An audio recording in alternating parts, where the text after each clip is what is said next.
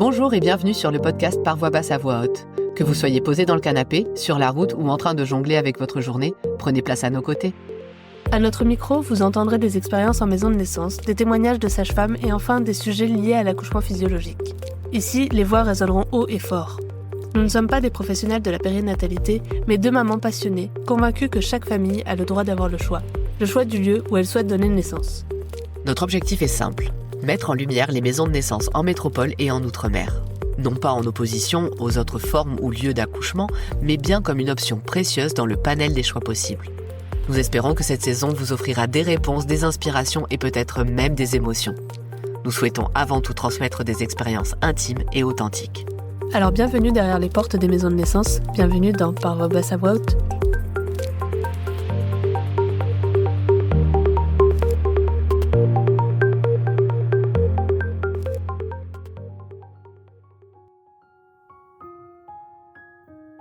On dit que devenir mère, c'est naître une seconde fois. Dans cet épisode, nous recevons Sarah qui nous partage son parcours de réparation et de renaissance à travers la maternité et son expérience en maison de naissance. Dans sa jeunesse, elle vit des violences sexuelles et aussi entre violence et dissociation avec elle-même. Lorsqu'elle tombe enceinte de son fils, elle découvre les maisons de naissance et entame aux côtés des sages-femmes un chemin de guérison. Pendant sa grossesse, la maison de naissance devient pour elle un refuge, un espace où elle peut doucement se réapproprier son corps et son histoire.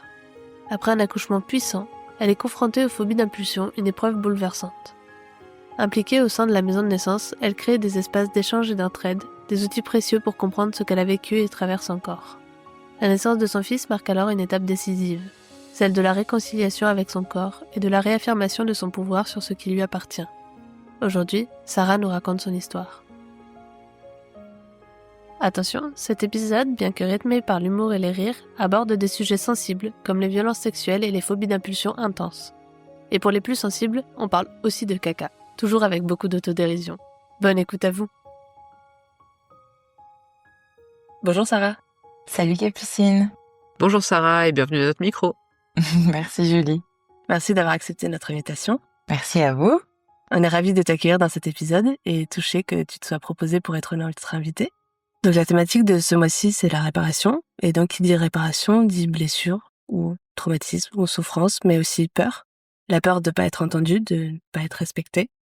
L'appréhension que l'heureux événement qu'est la grossesse nous replonge ou parfois réouvre les portes vers un passé douloureux. Aujourd'hui, tu vas nous parler de ton parcours de vie, un chemin houleux, parfois douloureux, mais à présent heureux, si on en croit ce que tu nous partageais lors de nos premiers échanges par mail. En effet, ton histoire va raconter comment la maison de naissance a favorisé ta sécurité physique et aussi émotionnelle, grâce notamment au suivi global de ta sage-femme, à l'atmosphère intime du lieu, mais aussi à l'écoute et au respect de ton passé. Avant de plonger dans cette histoire de vie assez singulière, est-ce que tu pourrais te présenter ? Avec plaisir, merci. Donc je m'appelle Sarah, j'ai 28 ans, j'habite à Paris, je travaille je fais de la transformation digitale, un peu un métier de bureau, un peu. Et on est une famille de 3 individus, moi-même, mon conjoint et Timothée, et mon bébé de 1 an, Solal, un petit garçon. Ça marche. Est-ce que tu peux nous dire dans quelle maison de naissance tu as monté ton projet de naissance ? À la maison de naissance Le Calme, dans le 12e arrondissement de Paris. Avant de parler de ton expérience et de ton parcours personnel, on aimerait te demander de nous expliquer en quelques mots ce qu'est une maison de naissance. Alors pour moi, une maison de naissance, c'est le parfait juste milieu entre l'accouchement à domicile et l'accouchement en maternité classique. C'est un peu prendre sa maison dans sa valise de mater et d'aller sur les lieux de la maternité. Donc c'est ambiance canapé, chaussons, guirlande et on accouche dans ces conditions sans surmédicalisation et sans pathologie. Merci pour cette définition. C'est une définition chaleureuse qui donne envie de t'y suivre. Et du coup, pour commencer, on aimerait bien savoir comment tu as découvert le calme, comment tu as découvert cette maison de naissance et les maisons de naissance en général, et qu'est-ce qui t'a attiré dans le suivi qui t'y était proposé ?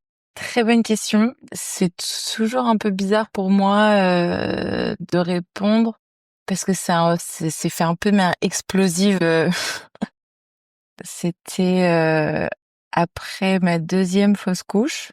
Je sais pas ce qui s'est passé, c'est comme s'il y avait une succession de réactions chimiques dans ma tête et d'un coup, je regarde mon mec et je lui dis donc j'étais même plus enceinte à ce moment-là et je lui dis mais c'est impossible pour moi, j'accoucherai jamais à l'hôpital, je veux jamais aller à l'hôpital, je veux pas coucher à l'hôpital, je veux pas aller coucher à l'hôpital et c'était limite position fétale à me secouer la tête quoi. Et on se dit bon bah d'accord, ok, pas d'hôpital et je tombe enceinte. On reste sur ce pas d'hôpital, donc on se renseigne sur l'accouchement à domicile et on voit à quel point c'est compliqué en France quand même d'accoucher à domicile. Oui. Que c'est pas quelque chose. Enfin, le cadre français permet pas trop offre pas vraiment cette possibilité-là. Donc on voit qu'il y a des barrières, que c'est quand même une mission et peut-être pas envie de s'embarquer dans cette mission-là. Et c'est mon mec, en regardant sur Google, qui tombe sur maison de naissance. Et on se dit, mais attends, mais c'est un truc de fou. C'était un peu limite une main de Dieu, quoi, qui se posait sur nous. Et donc, on s'enseigne, on tombe totalement amoureux, on s'inscrit. On était en stress, on avait l'impression de partir en concours pour, dans un hangar à 8 peintes. Non, ouais. Non, on avait peur de pas pouvoir rejoindre la maison de naissance, mais non, on a été retenu. On a eu la chance d'avoir une place à ce moment-là et ça veut dire que vous êtes pas si loin que ça parce que le calme, mais en plus, il y a des critères, il y a tellement de demandes qu'il y a des critères assez restreints en termes de localisation, je crois, en termes de distance. Oui. Je crois que c'est Ouais. 20 ou 30 minutes en transport ou quelque chose comme ça. Elles ont étendu à 35 minutes en transport en commun, surtout depuis les JO parce que il fallait étendre le cercle parce que il y avait pas d'accouchement à domicile possible. Ok. Mais je pense que c'est plus pour pouvoir avoir un trajet vers la maison de naissance rapide le jour Oui, J, oui. plutôt Ah que bah bien pour sûr. restreindre les demandes, quoi. Ah mais je comprends la nécessité du fait du contexte parisien en termes de Une circulation, ouais. Ouais. locomotion. Ouais. Mais après oui, ça fait entre guillemets une restriction malheureuse pour les gens. Mais la bonne nouvelle, c'est qu'il y a des projets de maisons de naissance qui vont ouvrir prochainement à Paris. En tout cas, on espère que ça va être le cas. Donc on vient de voir un petit peu l'image que vous aviez avant de franchir les portes pour la première fois. Cette espèce de projection de passer à un concours en croisant les doigts pour être retenu comme si on passait le bac ou un examen. Mais quelle image du coup un peu plus concrète quand ton conjoint t'en a parlé, qu'il a trouvé ça sur internet, quelle image tu te faisais de ce lieu? Il y avait des photos sur le site? Quand vous en avez parlé, comment vous vous êtes projeté là-dedans? Avec quelle envie vous êtes allé à ce premier rendez-vous? Alors c'est marrant, mais j'ai aucun souvenir de ça. Je pense que j'ai blackouté ce moment parce qu'on a une réunion d'information qui s'est faite en ligne Ah ok. avec plusieurs familles, enfin avec plusieurs couples. Ouais, le premier rendez-vous n'était pas en physique en fait. Bah c'est une réunion un peu d'information pour voir, pour confirmer un peu notre inscription, Ok. enfin pour pas que tu vois que les âmes perdues retrouvent chemin éventuellement, et puis pour ceux qui sont là, qui comprennent bien ce qu'est une maison de naissance et confirmer leur inscription. Donc D'accord. ça, je me souviens, on était donc sur Zoom aussi, et on était en ligne et puis on regardait les autres parents et puis on était un peu dans ce stress de est-ce que eux ils vont être suivis en maison de naissance et pas nous. Enfin, je sais pas pourquoi, je me stressais énormément à l'idée de pas pouvoir qu'on me tende cette perche-là et qu'on me la refuse finalement, quoi. Ouais, ça, malheureusement, je pense que c'est un stress que beaucoup de couples qui font une demande en maison de naissance ont. Surtout, en fait, je pense que j'ai l'impression autour de moi, quand j'en discute, que globalement, tout le monde tombe sur l'existence des maisons de naissance de manière un peu surprenante, par hasard. Fortuite, ouais. Ouais, voilà, je connais peu de personnes qui connaissaient l'existence des maisons de naissance 10 ans avant de devenir parents, quoi. Donc il y a un peu ce truc de, je sais pas, c'est comme si t'étais en plein milieu de l'océan en train de te noyer. Du coup, d'un coup, tu vois un hélicoptère, t'es putain, c'est bon, je suis sauvée. Et là, t'as pas envie que l'hélicoptère te loupe et se casse. Sauf qu'en fait, il va sauver le radeau à 3 kilomètres de toi. Mais l'hélicoptère vous a bien tendu cette échelle. Exactement. Du coup, vous êtes monté à bord. C'est ça. Et on est bien sec. Non, mais la meuf qui continue trop loin dans son allégorie, tu sais. Donc après, notre dossier a été accepté. On nous a attribué une sage-femme. On est allé la rencontrer dans les locaux du Calme et ouais, c'était hyper fort en plus parce que le Calme, c'est sur le même plateau au Bluet que tout ce qui est planning familial, toutes les sections un peu sur l'avortement et tout ça. Et je trouvais, je sais pas, j'avais un peu enfin, ça revient un peu avec le thème de l'épisode, quoi. Il y avait un peu un truc de penser des blessures ou d'accompagner les femmes autrement que d'habitude, entre guillemets. Ça faisait moins l'usine, ça faisait un peu moins bétail, vache laitière, tu vois, je sais pas. Ouais, c'est prendre en compte en fait tous les chaos de la vie et tout ce que la vie peut amener comme aléa. Comme tu dis, si c'est un étage où on voit justement en fait du moins drôle au plus heureux, c'est partie de la vie finalement. Ouais. Tu nous parlais de ton premier rendez-vous là avec ta sage-femme. T'as été suivie par combien de sages-femmes, juste pour qu'on se fasse un peu une idée de comment t'as été accompagnée pendant ton suivi en maison de naissance? Par une sage-femme qui appartient à un trinôme. Et les 2 autres sages-femmes, je les ai rencontrées évidemment pendant mon suivi. Et puis même à chaque fois que j'étais sur place, je pouvais les voir, prendre le café en les croisant et papoter. Mais j'ai surtout donc une sage-femme et les 2 autres sont là au cas où d'astreinte, enfin, parce qu'elles se partagent le planning à 3. Donc potentiellement, c'est pas celle qui m'a suivie à 90%, on va dire, le long de ma grossesse, qui sera d'astreinte le jour ou le soir tant attendu. Et ce qui a été notre cas d'ailleurs. Donc c'est une des sages-femmes du trinôme qui n'est pas celle que je voyais tout le temps, qui était là le jour où mon fils est né. Mais c'est un suivi par une sage-femme, ouais.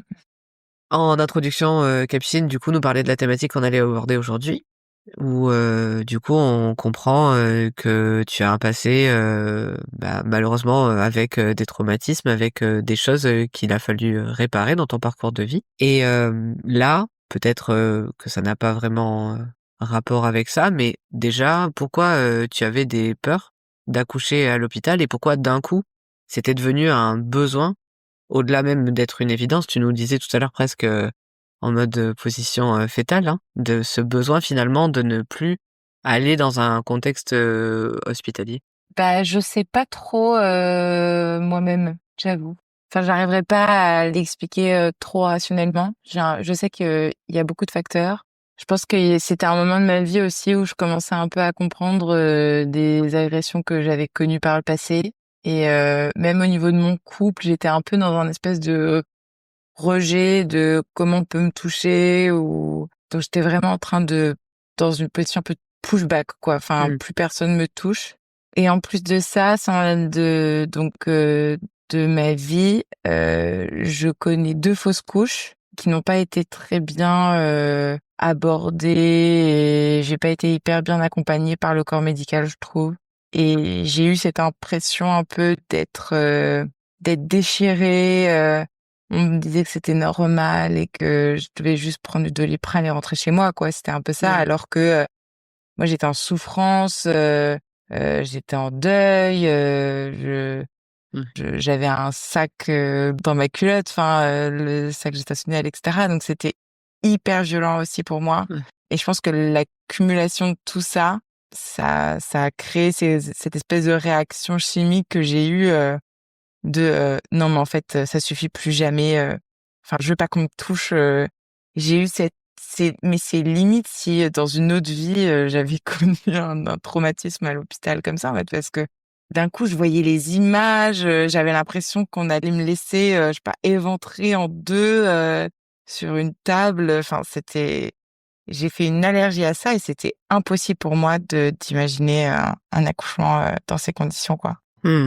Mais ça peut se comprendre en même temps, comme tu dis, hein, quand il y a des sentiments d'abandon mêlés à du deuil, mêlés à de la souffrance physique ou psychologique, et ce que tu dis, quand en plus c'est lié à des choses antérieures, à des traumatismes du passé encore plus profonds et ils sont peut-être pas, à ce moment-là de ta vie en tout cas, guéris ou mis en lumière pour pouvoir y travailler. Tout ce que tu viens de dire, ça peut se comprendre, même s'il y a une dimension peut-être un peu irrationnelle. Quoi qu'il en soit, le cerveau fait ce qu'il peut avec ce qu'il a en fait au moment où il le vit.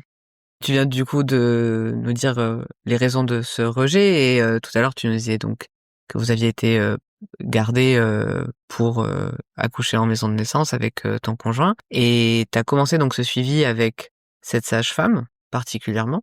Et comment tu as pu aborder ça avec elle? Alors peut-être pas la question de l'hôpital en particulier, hein, mais plutôt ton passé en général et tes traumatismes, la relation à ton corps et la relation des autres à ton corps. Mmh. Comment tout ça, ça a été amené? Est-ce que c'est venu de toi? Ou est-ce qu'il y a peut-être un questionnaire préalable justement qui est fait par les sages-femmes? Et à quel moment c'est venu aussi dans ton suivi en termes de temporalité pour qu'on ait une idée un petit peu d'à quel moment tout ça, ça a été mis en perspective pendant ta grossesse? Alors, clairement, ce sont des sujets qui ont été abordés dès le premier rendez-vous. C'était pas tout de suite. Je pense que, ça figurait même pas, je pense, au début dans les raisons pour lesquelles on était en maison de naissance. OK. Je pense qu'elle m'a posé la question très rapidement. Pourquoi on est en maison de naissance? Pourquoi c'est important pour nous, d'avoir ce suivi? Je pense que d'ailleurs c'est ça, elle s'est même concentrée plus sur le suivi en maison de naissance plutôt que sur l'accouchement en maison de naissance. Et je pense que, j'ai même pas dû aborder ça d'emblée. Donc on a eu le temps de, voir un peu qui on est, d'où on vient, la composition de nos familles respectives. On a, je pense, on a même parlé de comment on était, l'un et l'autre nés, je pense, C'est possible. avant de Oui. parler de ça. Donc on a commencé à en parler parce qu'il y a la question obligatoire que je crois, il me semble qu'elle est obligatoire, que les médecins, enfin tout le personnel soignant doit poser, qui est: est-ce qu'on a connu des agressions? Est-ce qu'on en connaît aujourd'hui? Que ce soit, sexuelles ou physiques. Et donc, je réponds, à l'affirmatif à cette question et en fait, elle tire doucement le fil mais tout de suite elle a posé son stylo, elle a été, à l'écoute, elle est pas rentrée dans un interrogatoire, elle m'a laissé parler, elle a tout de suite créé un espace, en fait, pour ça. Donc mon conjoint Timothée était au courant, de tout ça, donc c'était quelque chose qu'on pouvait, dire à 2 aussi, quoi. Il était un peu là pour un peu témoigner aussi avec moi d'une certaine façon et en soutien aussi. Donc je pense elle a été témoin de ça. Ça lui a permis, je pense, de comprendre qu'on était à 2 soudés sur, tous ces sujets-là et que j'étais pas seule. Et après elle m'a expliqué que c'était quelque chose, qui pouvait être très marquant pendant la grossesse, que je pouvais connaître des réminiscences, Ouais. donc on est un peu rentré dans ce sujet-là aussi. Elle m'a demandé si j'étais accompagnée, psychologiquement, est-ce que je suivais une thérapie ou pas? On a parlé de MDR, on a commencé à se projeter sur, elle m'a demandé comment moi je me sentais. Est-ce que je me sentais en sécurité, pendant la grossesse, vis-à-vis de tout ça? Est-ce que c'était, des plaies, très béantes ou un petit peu béantes ou, complètement refermées et tout ça? Et voilà. Donc, c'était quelque chose connu, d'entrée de jeu. C'est elle qui m'a conseillé de commencer, à faire de l'EMDR et c'est quelque chose sur lequel on est un peu revenu, très régulièrement, lors de notre suivi et c'est devenu un sujet, en fait, avec le temps dans la grossesse, avec toute la transparence psychique, avec tout ça, assez, fort, assez déterminant. Finalement, la maison de naissance est devenue un haut lieu de guérison pour moi, je pense, parce que ne serait-ce que par l'accompagnement, l'écoute, pouvoir superposer un événement aussi heureux et fort et magique et enfin plein d'amour sur la même partie de mon corps qui a connu des trucs, aussi, durs. Cette superposition a été extrêmement bénéfique. L'accompagnement avec, ma sage-femme a été extrêmement bénéfique, mais même le lieu en lui-même parce que, c'est au cours de cette grossesse-là et en traitant de ce sujet-là, de toutes ces agressions et tout, que, je décide de créer des cercles de parole, pour les femmes qui ont connu des agressions Mmh. ou des violences, pour, des, futures mamans, jeunes mamans ou même pas jeunes mamans, de la maison de naissance. C'est comme ça qu'on relance la commission féministe aussi, de l'asso. Enfin, je suis rentrée avec une sorte de perspective un peu militante, un peu combattante, sur ce sujet-là. Voilà, donc il y avait un peu cette écoute-là, cet accueil-là et en même temps ce côté un peu, guerrière quoi, sur la question. Tu viens de parler là du fait que ta sage-femme t'a parlé de l'EMDR, t'a demandé si t'avais des suivis psy. Est-ce que t'as été suivie en parallèle de la maison de naissance par d'autres professionnels de la périnatalité ou des professionnels pour justement t'accompagner dans cette guérison et ce chemin aussi de guérison psychologique, hein, comme tu dis, parce que même si la maison de naissance peut apporter, comme tu viens de le dire, beaucoup de compétences et beaucoup d'espace pour l'écoute, pour la guérison et pour la prise en charge de ça, il y a aussi des compétences qui n'existent pas. Donc, est-ce que tu peux nous dire un petit peu comment tu as été entourée au niveau professionnel pendant cette grossesse?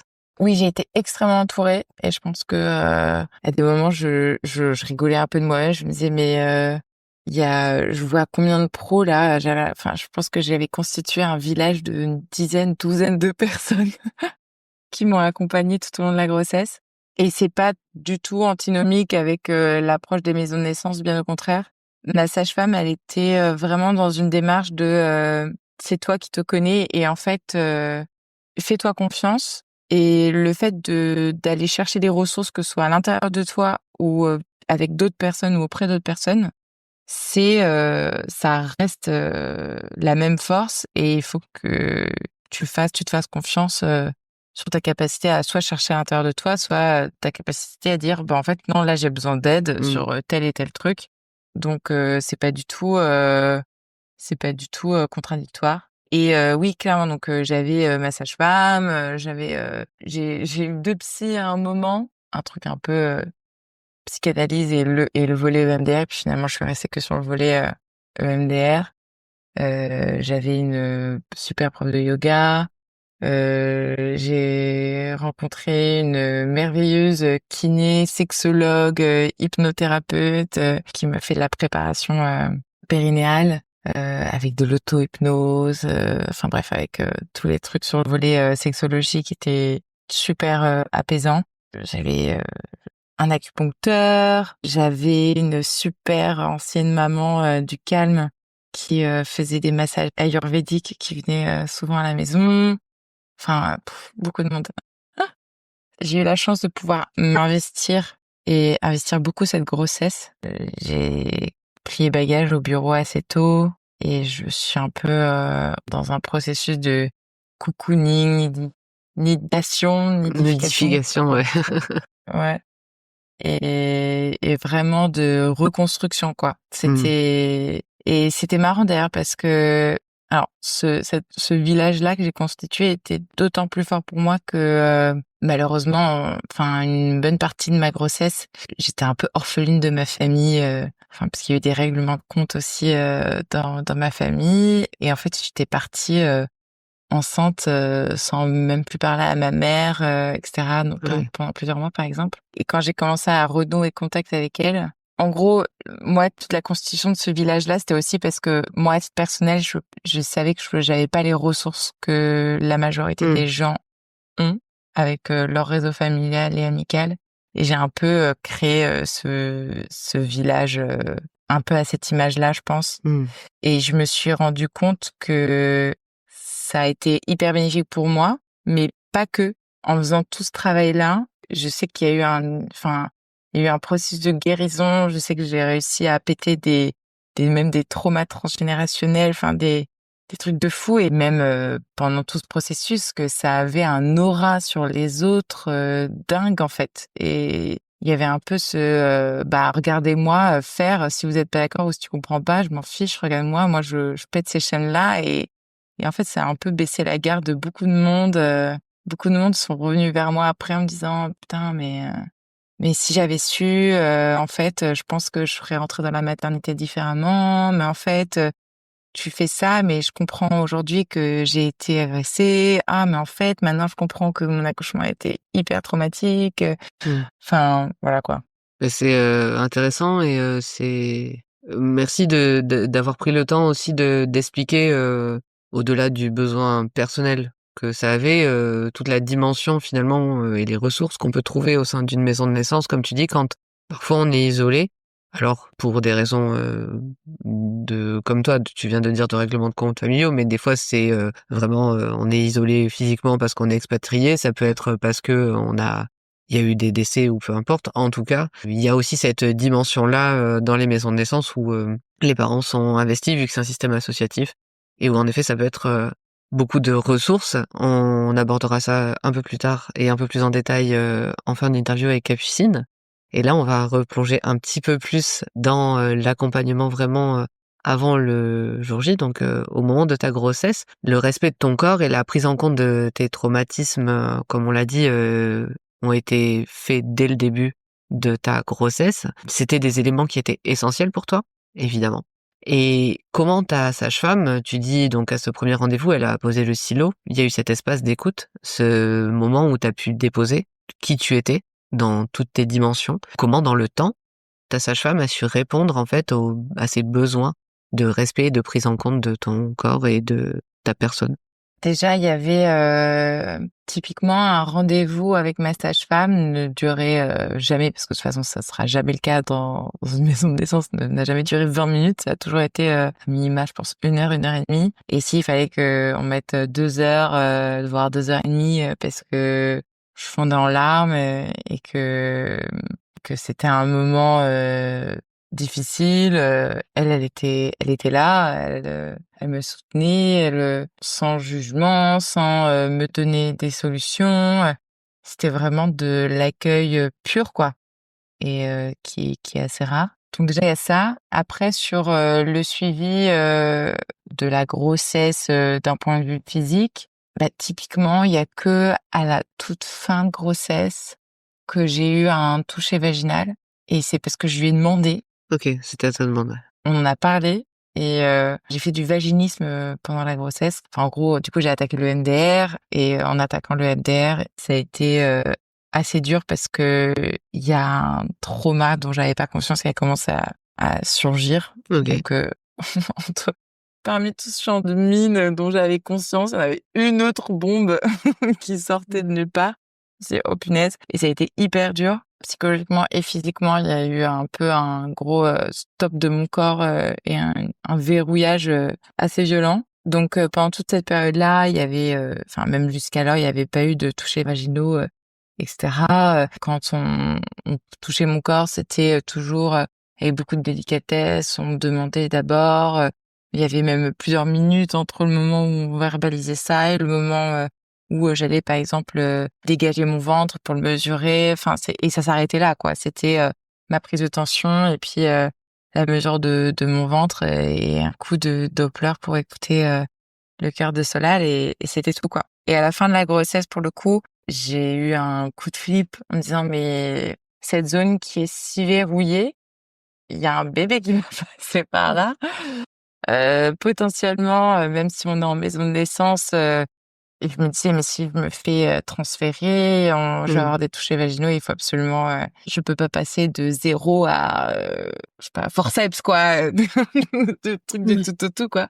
Et donc j'ai demandé, si, on pouvait, tester le truc, quoi, et donc on l'a fait ensemble, très, doucement, très délicatement, en prenant notre temps. Elle m'a commenté tout ce qui se passait et puis ça s'est hyper bien passé et même ça m'avait fait du bien parce que ça m'a un peu réconciliée avec ça m'a rassurée sur le geste. Ouais. Et il y a un truc aussi, donc moi je suis toujours dans ma peur bleue de l'hôpital, je veux absolument pas accoucher en hôpital, je cauchemarde à l'idée d'être transférée et je sais pas pourquoi. Je me mets en tête que je vais avoir une césarienne et que limite je vais être éventrée sur la table, qu'on va me laisser comme un vieux sac à patates. Et mais c'était horrible. Mais je pleurais, mais pendant des jours, j'étais inconsolable. Même ma psy, elle me disait, mais c'est limite à croire si dans une autre vie, t'es pas morte comme ça, en fait. Enfin, ça, c'est pas arrivé. C'était tellement, j'étais vraiment dans des états tellement fous. Et un jour, on va en rendez-vous avec ma sage-femme. Et est-ce que il y a un sujet dont vous voulez parler aujourd'hui, en particulier, en s'adressant à moi et mon mec? Je dis: «Oh bah non, pas grand-chose». Et lui, il me regarde, il me fait: «Mais tu te fous de moi, ça fait une semaine que tu pleures en me disant que tu vas être éventrée en 2. Tu veux pas qu'on parle de transfert un peu?» Et là, je me ferme complètement huître. Je fais: «Non, non, non, non, non, non, non, non». Évidemment, elle dit: «Bah si, de toute façon, c'est un des sujets, d'entretien. Je pensais le faire, la fois prochaine, mais on va le faire aujourd'hui. Dans ce cas, go, on attaque». Elle me parle de tous les cas de transfert. Moi, je suis en dissociation, j'écoute pas, je suis pas là. Et puis à un moment, elle me dit, et là, ça c'est le cas, césarienne, ta ta ta. Moi à ce moment-là, je suis sur Jupiter, je pense. Et je lui fais non, mais de toute façon, tu seras là, hein. Et là, elle me dit ah bah non. Et là, j'avais l'impression d'avoir 2 ans et demi, de pleurer et je pleure, je pleure, je pleure. Je me disais c'est pas possible en fait, truc d'abandon et tout, je suis vraiment pas bien. Elle me dit et là, ça a été un gros moment dans mon suivi sur ma grossesse et même dans ma vie. Et elle m'a dit, elle était pas: «Oh, me t'inquiète pas et tout». Elle m'a regardée, elle m'a dit: «Mais Sarah, de toute façon, même si t'accouches dans la chambre à côté, même si je suis là, c'est toi qui accouches. C'est ton accouchement, c'est toi et ton bébé, c'est vous 2, moi, on s'en fiche, en fait. Je suis pas là, même si, tu pas transférée, je suis pas là, c'est toi et c'est ta force». Et ça m'a fait un bien fou, en fait. Je pense que ça fait Enfin, je garde en tout cas ce moment en tête comme un gros moment de t'as raison, enfin, il y a eu un gros déclic de réappropriation un peu de ma force, de mon corps et au-delà je pense que la majorité des femmes qui sont suivies en maison de naissance, trauma ou pas trauma, agression ou pas agression, peuvent ressentir ce sentiment-là. En fait, il y a vraiment un truc de Elle t'a insufflé de la puissance et de la confiance, ouais. ah ouais, c'est clair. D'un coup, j'avais une cape et un masque sur les yeux et j'étais super Sarah, quoi. C'était bon. Après, elle a dit, on va visiter les Bluets pour que tu vois. Et je restais dans le couloir devant les ascenseurs en larmes. J'avais les mains devant les yeux. Je veux pas. Franchement, limite. Donc ouais, je repensais juste à ça. Je pense que c'était un des grands moments aussi de suivi en maison de naissance. Ouais, je pense que ça a été un turning point en effet dans ton suivi. En tout cas, de ce que tu viens de nous partager, c'est comme ça moi que je le reçois. Tu nous avais partagé aussi d'ailleurs, alors ça c'était par écrit et c'est pour ça que je voudrais revenir là-dessus, que au démarrage de ton suivi au calme, je te cite, t'as dit je n'étais plus cassée, mais une femme forte qui pouvait obtenir ce qu'elle voulait sans avoir à se battre pour ça. C'est une phrase, je pense, qui est intéressante à relever. Est-ce que tu pourrais nous expliciter un petit peu plus cette phrase? J'imagine en fait que tout ce que tu viens de nous dire, l'attitude, le regard, la confiance que ta sage-femme t'ont accordé, t'ont insufflé, ça y était pour beaucoup. Mais avec un peu plus de détails, comment la maison de naissance et le suivi personnalisé ont contribué à cette transformation finalement en Super Sarah avec ses petits collants, son masque et sa grande cape.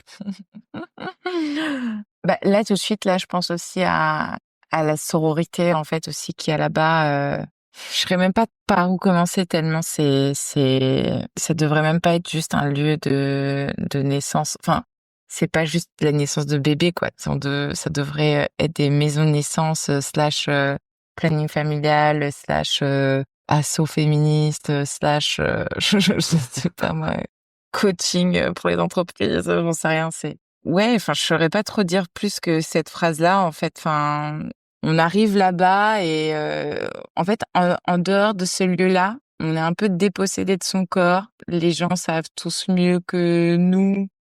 Tout le monde pense que c'est un homme qui nous accouchera ou que c'est le bébé qui est important, c'est plus soi. On nous dit de toute façon, c'est la santé du bébé qui est important, c'est pas la tienne. Et puis on a en tête aussi que 2 mois après la naissance du bébé, il faut qu'il soit inscrit en crèche, que toi t'aies fait ton cartable pour le boulot. En parallèle, on me dit bon bah voilà, t'as regardé le contenu Netflix 3 fois, 4 fois, 10 fois. Et donc je pense que la grossesse, c'est un des moments où on est enfin, c'est un des moments de la vie d'une femme où le sexisme et le patriarcat est à son paroxysme, quoi. Sauf dans la maison de naissance, en fait. On rentre dans le calme et vraiment, on est des héroïnes, quoi. C'est limite, il y a un tapis rouge. C'est limite si c'est une vue un peu je sais pas, j'imaginerais les vues qu'on pourrait se faire des bains ou des banquets romains, bah là, on s'imagine avec que des déesses, quoi. On est toutes pieds nus, avec nos ventres, avec nos seins dehors, à l'été ou pas, avec nos petites boissons, et puis les mecs limite qui nous font des petits éventails. Enfin, c'est vraiment, mais Ah, je comprends l'image.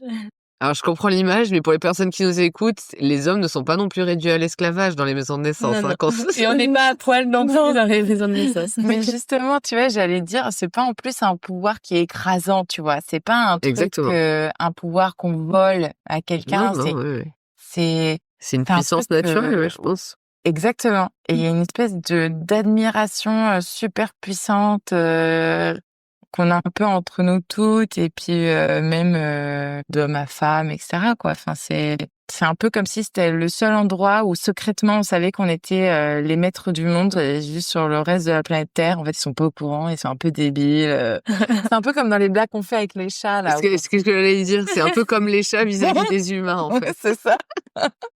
C'est exactement ça. Donc ouais, déjà, je trouve que le lieu, il porte ça. Enfin, la maison de naissance porte ça dans ce qu'on nous apprend autour de l'accouchement. Et en fait, enfin, d'ailleurs, on nous apprend pas grand-chose. Enfin, on nous apprend justement à prendre ce pouvoir-là, à prendre cette force-là, et y faire confiance, quoi. Ouais, mais ce que tu dis, en fait, c'est intéressant par rapport à ce que tu disais avant. En fait, c'est très intéressant quand tu dis, quand on est en dehors de ce lieu, les autres savent mieux que nous. Et en fait, dans ce lieu, on me fait comprendre, en fait, que c'est moi qui sais le mieux pour moi-même, en fait. C'est clair. Mais moi, quand je parle de... Enfin, quand Solal est né, enfin, limite, j'avais envie de dire aux gens, mais les gars, mais on s'en fout du bébé, là. Mais pourquoi vous voulez pas entendre mon récit de naissance, quoi? J'entends qu'en disant ça comme ça, c'est très narcissique, quoi, mais c'était... Enfin, par exemple, il y a que dans cette maison de naissance où le récit de l'accouchement est aussi beau, quoi, et aussi vénéré, aussi écouté, quoi. On y prête une attention folle. En dehors de ça, en dehors de ce lieu-là, en fait, les gens, ils s'en fichent de comment s'est passée la grossesse, comment j'ai accouché. Écoute, j'ai envie de te dire, on a fait le podcast pour que tu puisses raconter ton récit. Ouais, c'est ça. Mais heureusement que vous êtes là. C'est aussi un espace ici pour ça. Avec tout ce que tu nous as raconté, on sent que tu avais vraiment amassé toute une force pour aller vers l'accouchement. J'imagine que ça avait peut-être pas tout réparé non plus, et ça peut-être qu'on pourra y revenir par la suite. Mais est-ce que tu pourrais nous raconter un peu comment s'est passé le jour J? Alors en plus, j'ai eu une petite montée de stress parce que le terme arrivait, et j'ai eu un dépassement de terme. Oui. Donc une grande raison de transfert, une grande cause de transfert. Donc c'était hyper dur à la fin de la grossesse d'essayer de rester calme et de pas trop stresser, mais quand même malgré tout avec un tic-tac sur la tête, quoi. Et avec ce stress-là, j'essayais de pas trop mettre à la poubelle tout mon travail que j'avais fait. Donc en fait, sur la fin de la grossesse, déjà, avec tous les trucs qui remontaient à la surface avec le MDR, donc j'ai fait du vaginisme. Enfin, c'était quasiment instantané, hein. Solal à ce moment-là, donc qui avait passé la quasi-totalité de la grossesse sur mon col avec des décharges et tout, à ce moment-là remonte.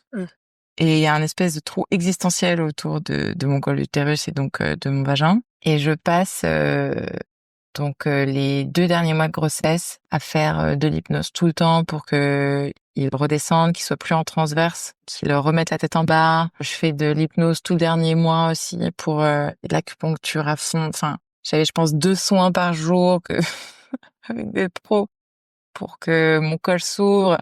Parce que ce dont j'avais conscience aussi, c'était que quand on a très souvent les femmes qui ont connu des agressions sexuelles, le col se verrouille au moment de l'accouchement.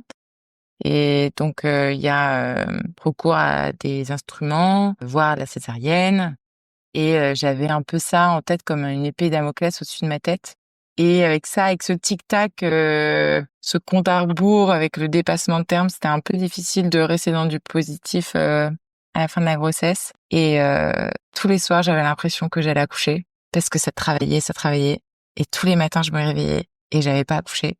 Je me réveillais dans mon lit et je pleurais, je me disais oh non, j'ai pas accouché, je vais jamais accoucher. C'était horrible. Ouais. Et tes sages-femmes, elles t'ont aidé à ce moment-là, elles t'ont accompagné, ou t'as géré ça avec ton Oui, conjoint? tout à fait. Tout le monde a été assez merveilleux là-dessus. On a commencé à faire, dès qu'on a dépassé le terme, d'un point de vue très pratique avec les sages-femmes, dès qu'on a dépassé le terme, on a commencé à utiliser des méthodes douces pour déclencher le travail aussi, et des méthodes physio.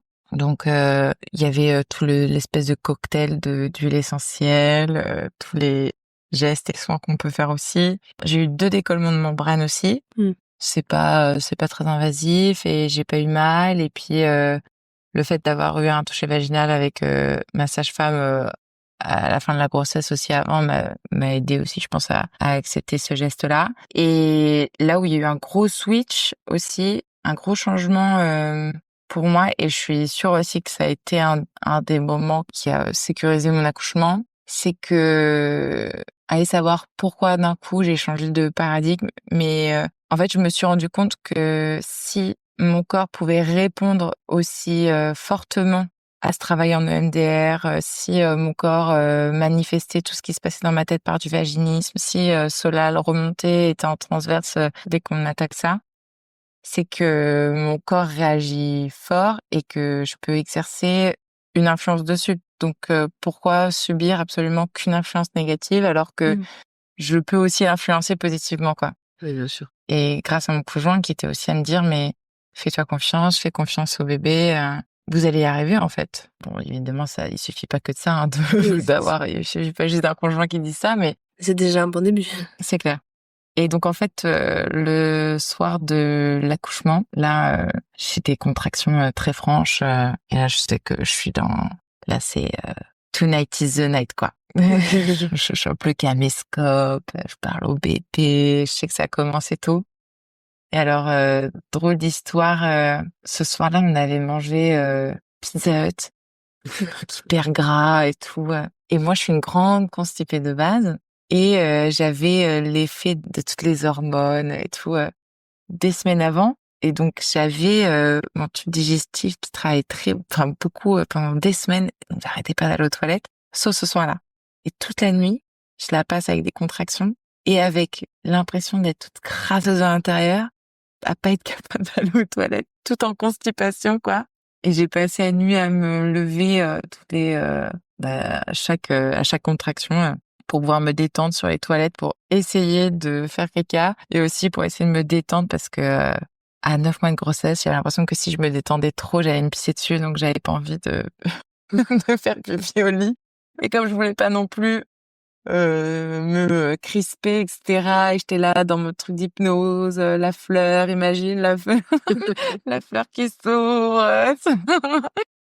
Je suis un bourgeon. Donc je passais ma nuit sur les toilettes. Et en fait, je me rends compte maintenant qu'il s'est passé plein de trucs cette nuit-là, mais j'ai pas trop conscience. Enfin, c'est très brumeux. Et donc, je vois bien que là, j'étais déjà dans un petit travail un peu animal.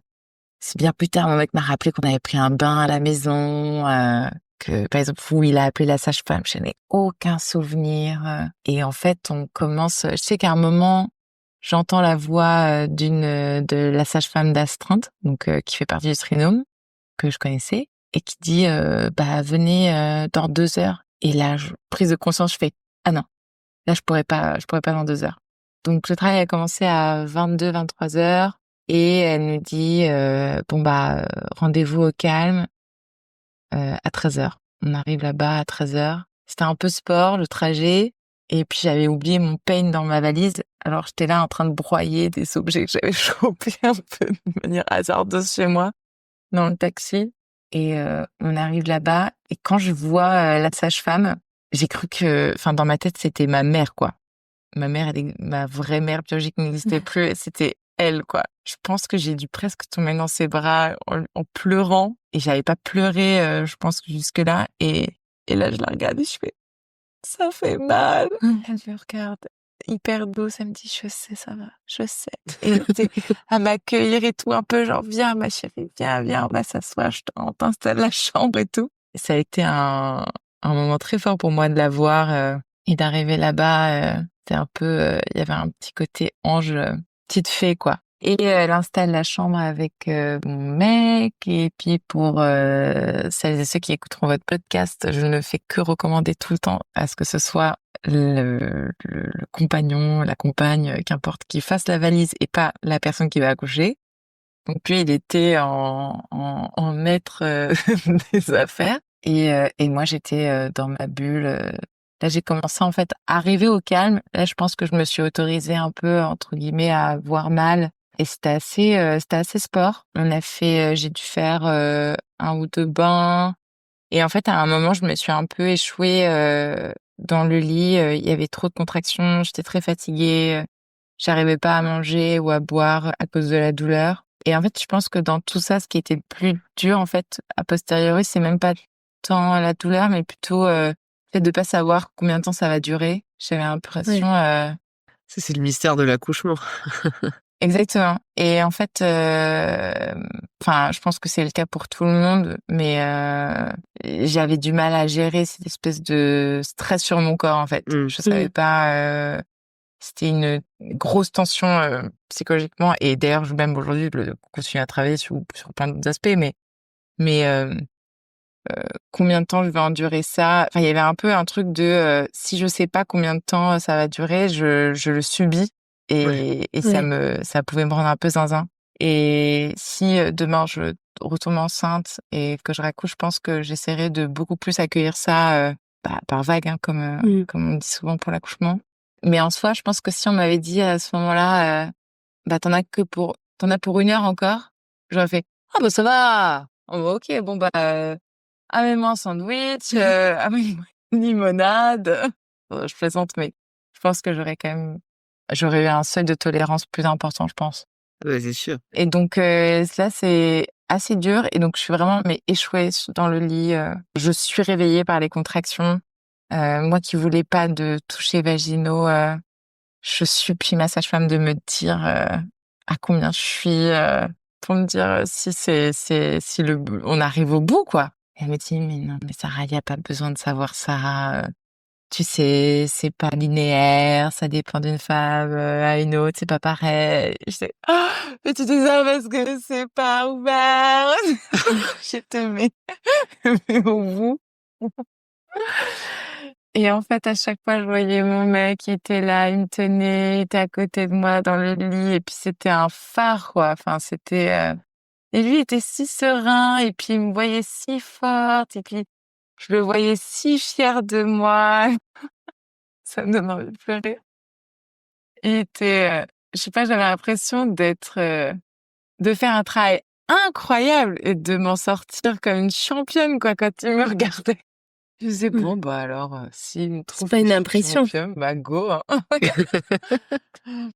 Alors que moi, j'étais, mais vraiment, mais un cachalot en train de suffoquer en dehors de l'eau, quoi, dans ma tête. Tout est une question de point de vue. C'est ça. On a dit que c'était C'est animal, ça. on n'a pas dit que c'était sexy d'accoucher. Hein. Exactement. Et là, pour le coup, la sage-femme, à un moment, elle arrive, elle dit, bon, faut mettre un peu de mouvement quand même. Enfin, ça faisait trop longtemps que j'étais... Enfin, pas trop longtemps, mais bon, fallait sortir du lit, quoi. Et un accouchement, ça reste aussi actif et tout. Paf, on se lève. Et j'étais, mais trempée de chez trempée. J'étais en nage de transpi. C'était fou. Donc, toutes les fringues que je portais étaient, trempées d'eau, quoi. Et sauf que, moi, le change que j'avais, comme en plus en maison de naissance, mon naissance est restée que quelques heures. J'avais que en vêtements en rab ma tenue de sortie. J'avais rien d'autre. Donc, je me retrouve avec une mini serviette de main autour de moi, mais qui me couvre même pas complètement parce que j'ai un ventre énorme. Et donc, on dirait une espèce de folle personne âgée, un peu en délire, qui fait 1 centimètre par centimètre debout comme ça. Oh je pense que ça doit être... Est-ce que t'avais le chapeau en alu sur la tête? Non mais limite, franchement limite. Et puis je criais à mon mec, mais pourquoi on a fait ça? Mais on est fous, mais qu'est-ce qui nous a pris par la tête? Mais à quel moment ton petit spermatozoïde va être aussi énorme et sortir de mon ventre? Je disais, je veux plus, on rentre à la maison, on arrête, on arrête. Petite phase de désespérance. Ouais, c'est clair. Ah, mais c'était une bonne phase de désespérance. Je disais, mais je veux rentrer à la maison et manger des burgers, regarder la télé. Je veux plus être là, je veux plus accoucher. Plus jamais on fait ça. Et en fait, on sort dans le couloir. Ah oui, et moi, entre-temps, j'ai fait toujours mes 1000 allers-retours aux toilettes pour essayer de faire mon fameux caca pizza et j'y arrive toujours pas. Mais là, je vois que j'ai mon bouchon muqueux qui sort et tout, donc Est-ce que cette envie de faire caca, c'était pas juste le bébé qui poussait depuis le début? Est-ce que t'as pas eu la possibilité d'avoir une explication du type? Bonne question. Mais attends, j'y arrive. C'est ça. Et en fait, donc là, je suis debout, on est dans le couloir, et là, j'ai des contractions, mais les contractions s'enchaînent, quoi. C'est les unes sur les autres. Et ma sage-femme, à un moment, elle m'appuie au niveau du sacrum. Alors, mon mec, lui, était tout doux, il faisait des petits massages, ça, et elle met tout son poids, quoi. Et là, j'étais, ah ouais, c'est trop bien. C'est là, ouais, t'es au bon endroit, là. Et ça m'a fait un bien fou. Et je pense que ça a débloqué un truc. Je pense que la dilatation, en fait, elle prenait pas mal de trucs. Je pense que le périnée était en train de s'ouvrir aux 4 points, quoi. Et je pense qu'elle a dû appuyer un truc sur mon sacrum et c'est ça qui a débloqué mon caca, je pense. Le caca Pizza Hut. Le caca Pizza Hut. Mais je vais revenir sur cette histoire de caca. Mais donc là, on est dans le couloir. Elle m'appuie sur le sacrum, ça me fait un bien fou. Et là, il y a un peu un truc de déclic aussi. Et c'est super étrange. C'est comme si avant, comme s'il y avait Zeus qui m'envoyait des éclairs de foudre dans la tronche et moi, j'étais cramée à chaque fois et à chaque contraction, j'arrivais pas du tout à gérer cet éclair sur moi, quoi. Et d'un coup, là, je suis dans le couloir. J'ai l'image de l'éclair qui m'arrive sur moi et moi, tac, qui tend le bras, qui l'attrape et qui me dit, tu vas voir où je vais te le mettre, ton éclair, là. Je sais pas. Il y a un truc ok, c'est bon, maintenant je reprends les choses en main, là. Ça suffit, là. On arrête un peu de se faire cramer la gueule, là, depuis le début. Hop, on y va. Et là, c'est à ce moment-là où j'ai commencé à rugir comme une vraie bête, quoi. Et c'était le rugissement, genre,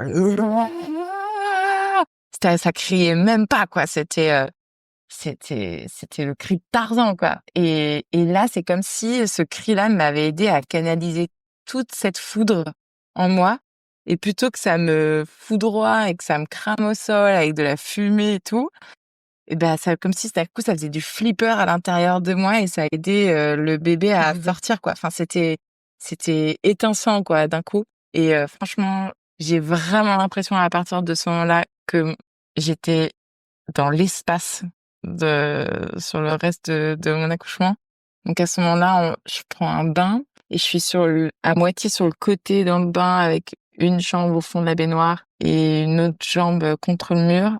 Donc avec les jambes écartées, mais les genoux quand même rapprochés et un peu sur le côté. Enfin, faut un peu s'imaginer un schéma, là. Et là, mais j'ai la moitié la tête dans l'eau. Et je vous jure, genre dans ma tête, j'ai des images comme quand on voit les bouquins sur l'espace, quoi, avec ce fond un peu violet, ces espèces de voies lactées là, comme ça. Enfin, donc Sarah complètement en délire. Et je suis vraiment pas avec un cerveau rationnel, quoi.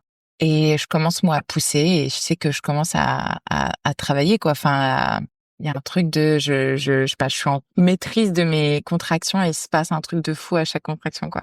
Et d'un coup, j'ai une Sarah hyper consciente qui arrive dans l'accouchement parce que lors d'une contraction, je sens que j'ai envie de faire caca.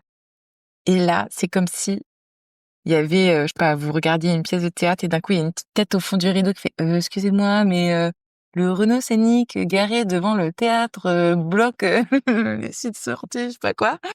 Et là, c'était la même Sarah, quoi. Enfin, la même tête. Je regarde mon mec, je fais j'ai envie de faire caca, j'ai envie de faire caca, j'ai envie de faire caca, j'ai envie de faire caca. Qu'est-ce que je fais? Moi, je suis dans la baignoire, en train d'accoucher. Enfin, impossible pour moi de me lever et d'aller faire caca, quoi.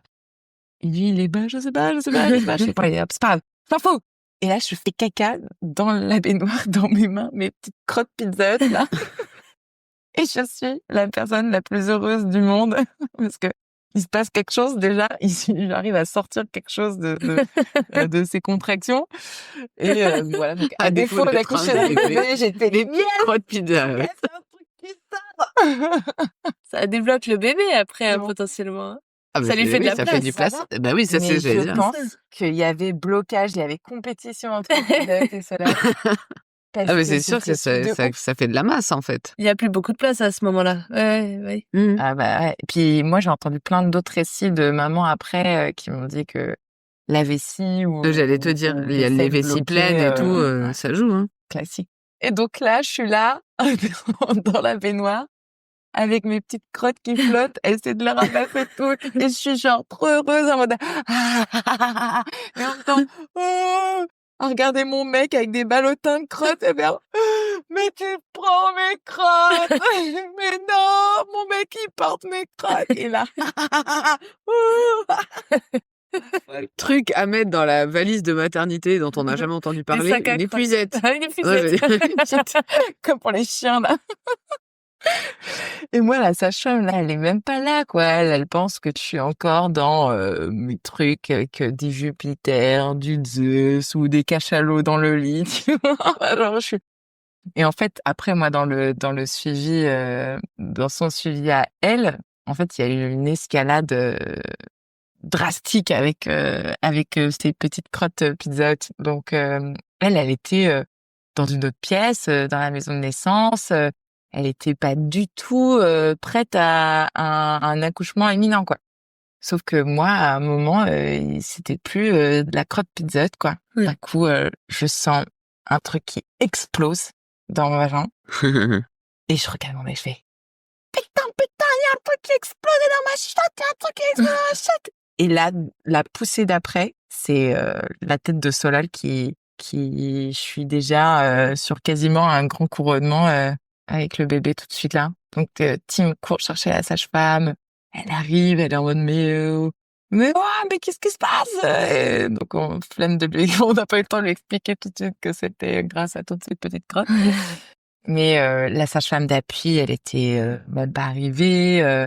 Donc il y avait une autre sage-femme à côté, enfin dans la maison de naissance qui faisait un autre accouchement, qui avait fini, qui arrive. Et en fait, je pense en quelques poussées, Solal est née, quoi. J'ai fait mes crottes et après ça a fait plouf, plouf, plouf.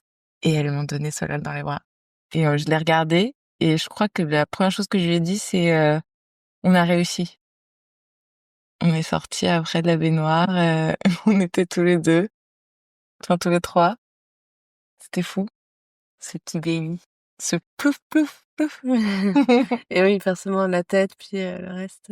Ouais. Ouais. D'ailleurs, je précise, grand couronnement, c'est l'idée de où se trouvent les parois de la vulve par rapport à la tête du bébé, c'est-à-dire à quel point la vulve est ouverte sur la tête du bébé. Je sais pas comment l'expliquer mieux, pardon, pour les professionnels qui nous écoutent. Oui, c'est ça, c'est comme s'il portait une couronne avec la vulve, quoi. Exactement, c'est ça. La vulve qui vient couronner sa C'est tête. ça. Donc en gros, la tête était là.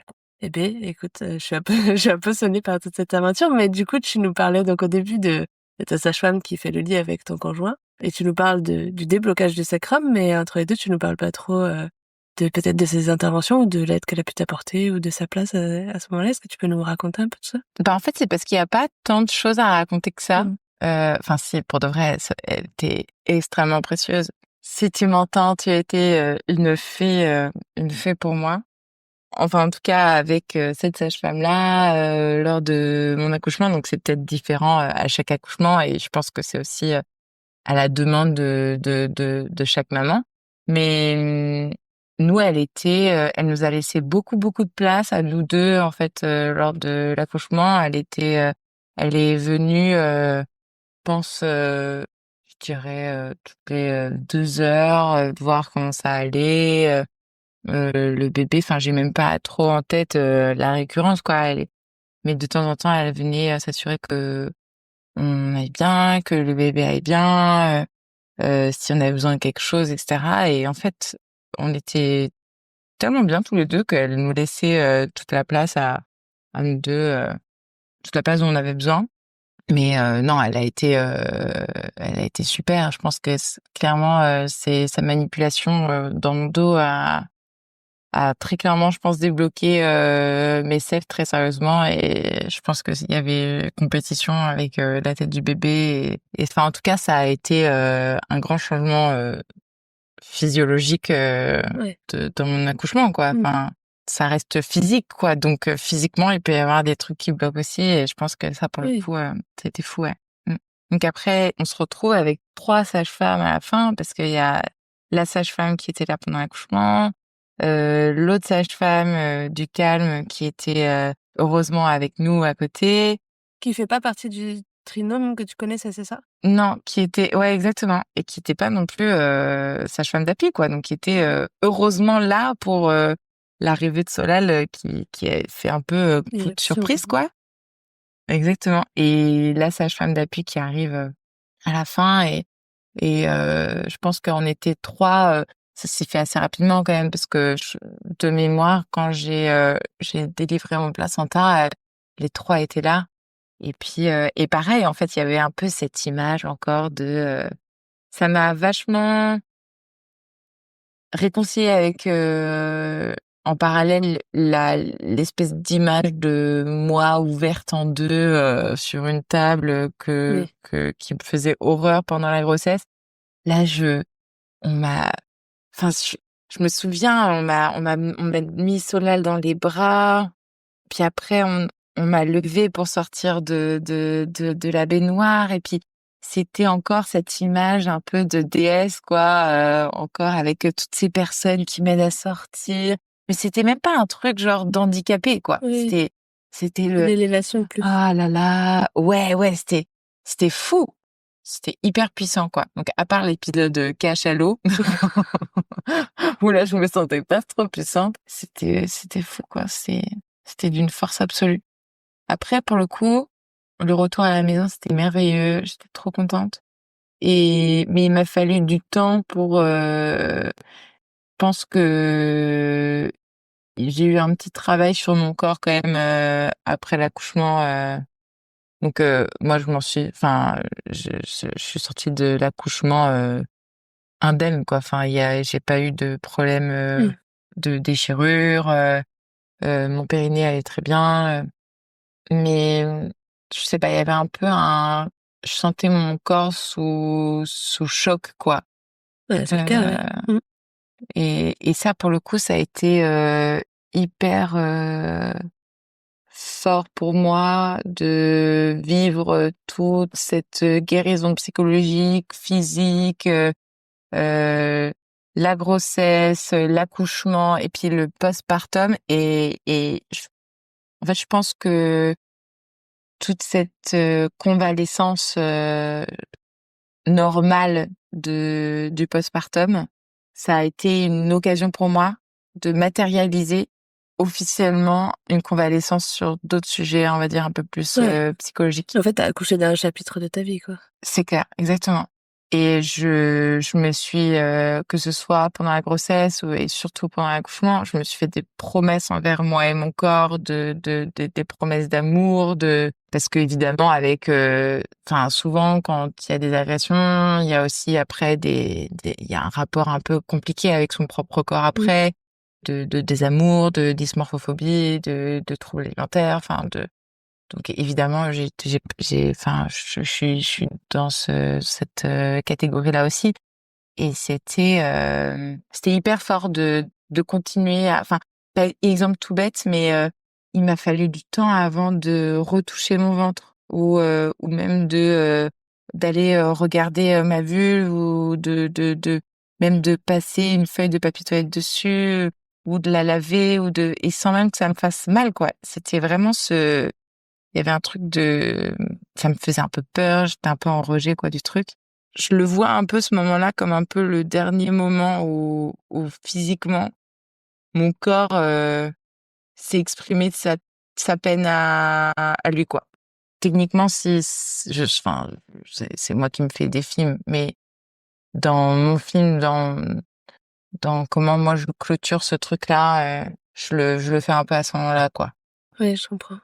Je me demandais du coup, parce que tu parles de douleur après, on avait parlé de vaginisme aussi tout à l'heure, enfin on parlait pas mal de douleur ou de rejet aussi de l'autre qui te touche, l'autre avec un grand A. Et je me demandais du coup si pendant l'accouchement, je reviens un peu sur ça et on reviendra bien sûr sur l'après et toute la réparation que ça t'a apporté. Je me demandais si justement t'avais encore ce rejet de l'autre qui te touche, notamment par exemple avec ton conjoint, qui était là et qui potentiellement, donc tu disais, te faisait des massages. Est-ce que tu as eu cet effet, ou est-ce que ça s'est estompé pendant l'accouchement du fait de cette puissance dont tu parlais? Non, ça s'est clairement estompé. Comment dire? C'est plus vaginisme aujourd'hui. Je pense qu'aujourd'hui, j'arrive à écouter ce que mon corps a à dire, alors qu'avant, je le mettais sous des épreuves folles, quoi. Enfin, je pense que même en termes de ressenti, j'étais en dissociation. En fait, à travers toute cette reconstruction, etc., je me suis rendu compte que typiquement dans mes rapports sexuels, je pense que j'ai passé ma vie entière à être en dissociation Mm. quand j'avais des rapports sexuels. Parce que le fait marquant que le viol que j'ai connu, c'était, je pense que ça devait être, mon 3e ou 4e rapport sexuel de ma vie, quoi. C'était très tôt dans ma vie sexuelle, donc c'est un peu, je connais pas ma vie si j'avais pas connu cet événement-là et quelle aurait été la nature de mes rapports sexuels et comment je me serais épanouie ou pas. Mais je pense que c'est un peu un peu foutu en l'air pas mal de bases. Et donc ouais, j'étais beaucoup. En fait, je me suis rendu compte que je savais pas faire l'amour, que j'étais tout le temps en dissociation, j'étais tout le temps déconnectée, que j'ai mal ou pas mal, que j'ai du plaisir ou pas de plaisir. C'était les deux se recouvraient un peu d'ailleurs, même à certains moments, quoi. Donc je me suis assez retrouvée. Enfin, je me suis un peu enfermée dans des relations très malsaines et même j'ai eu des rapports sexuels aussi abusifs et même sans parler de viol après, quoi, Mm. avec d'autres personnes et aussi des compagnons et le père de mon fils et moi, on était enfermés aussi dans ça au début de notre couple. Aujourd'hui, on est dans un tout autre rapport, quoi. Aujourd'hui, on arrive à écouter ce que le corps de l'autre dit et on laisse le corps s'exprimer. Donc aujourd'hui, je vais pas voir ça comme du vaginisme, mais plus en fait, non, et désolée de le dire comme ça, mais ma vulve, elle est pas gluante, qu'est-ce que tu fais, quoi? Moi, je commence pas à te faire l'amour quand tu bandes pas en me disant, bon, bah, la fin viendra en mangeant, quoi. Donc, s'il te plaît, fais la même chose pour moi, quoi. Mm. Donc, aujourd'hui, on est un peu plus c'est nos corps qui se braquent pas. Au contraire, c'est les corps qu'on laisse parler, dire, bah, là, je veux pas, et voilà. Ouais. Et du coup, est-ce que tu penses que c'est ton suivi en maison de naissance, cette grossesse et cet accouchement qui ont permis ça notamment? Alors tu nous le dis un peu dans tout ce que tu racontes, mais en quoi ce suivi, enfin en quoi cette expérience a marqué un tournant dans ton parcours de guérison notamment? Je me souviens, par exemple, cette fameuse kiné sexologue, à un moment, elle m'avait dit, et ça m'a toujours marqué. Les réactions de ton corps sont normales. Il faut que tu remercies ton corps parce que là, il fait la police dont tu as besoin pour survivre. Si t'as été, mettons que t'as été gravement brûlé un jour, ton corps après, il va avoir le réflexe de retirer vite, de ôter sa main de toutes les surfaces à chaque fois parce qu'il a peur que tu te brûles à nouveau. Elle m'a dit, bah, en fait, ton corps, là, en fait, et toi, vous faites exactement la même chose, vis-à-vis de tes traumas, Mmh. d'ordre sexuel et il faut que t'acceptes que t'accueilles le fait que ton corps, là, ait fait le flic pour toi et maintenant, tu peux lui dire, bah, c'est bon. T'inquiète, là, la plaque, elle est pas brûlante, là, c'est juste une table, on peut laisser la main posée et le rassurer et faire ce travail-là, tous les 2, quoi. Je pense que le suivi en maison de naissance, l'accouchement, physio, tout cet investissement que j'ai pu avoir pendant la grossesse, cette introspection physique, en fait, essayer de comprendre, vraiment de me rapproprier mon corps, de l'écouter, de l'aimer, de comprendre les interactions qu'il peut y avoir avec, ma tête et tout ça, m'a aidé à comprendre ce que j'avais vécu, à me dire que ça c'est mon corps, c'est mes choix, c'est mes limites, et de me battre aussi sur, par exemple, avec la maison de naissance, on a un peu ce réflexe pas ce réflexe, mais on nous apprend à défendre un projet de naissance, mais c'est aussi défendre un projet, enfin c'est aussi défendre un corps en fait, Mmh. de défendre un projet de naissance. C'est défendre un consentement, c'est défendre un non, c'est dire bah non, non c'est non, ou bien Ouais. ça c'est ça que je veux et ça c'est pas ça que je veux. Et je me rappelle, je disais à mon mec tout le temps, je dis mais moi quand si je suis transférée et que je vais être la tête ailleurs ou qu'importe, c'est toi qui vas devoir faire le chien de garde, quoi. Ouais. Et tout ça m'a aidé, je pense, à reconnaître ce que je voulais pas et qui a quand même eu lieu, et reconnaître que c'était pas bien, et reconnaître aussi, enfin sortir de tout ça, quoi. Enfin, la superposition avec un événement aussi heureux et la venue de l'être humain que j'aime le plus au monde est incroyable, quoi. Je pouvais pas imaginer une plus belle guérison finalement. C'était pas orchestré, quoi, mais c'est quand même assez merveilleux Ouais. de dire que c'est passé comme ça.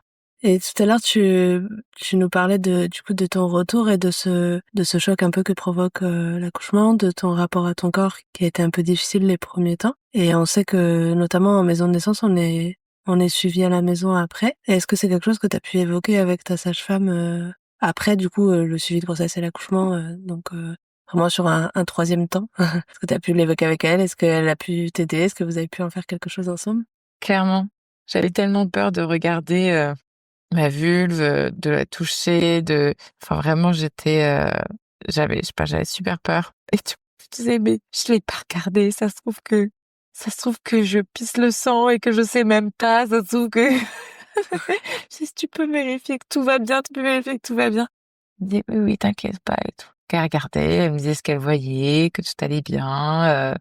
Puis elle était mignonne parce qu'elle me disait, oh là là, mais c'est beau, mais c'est magnifique. Enfin, je sais pas, on avait l'impression qu'elle voyait le truc le plus beau de la terre, quoi. Et c'était mignon. La 8e merveille du monde. Ouais, c'est ça. C'était rassurant.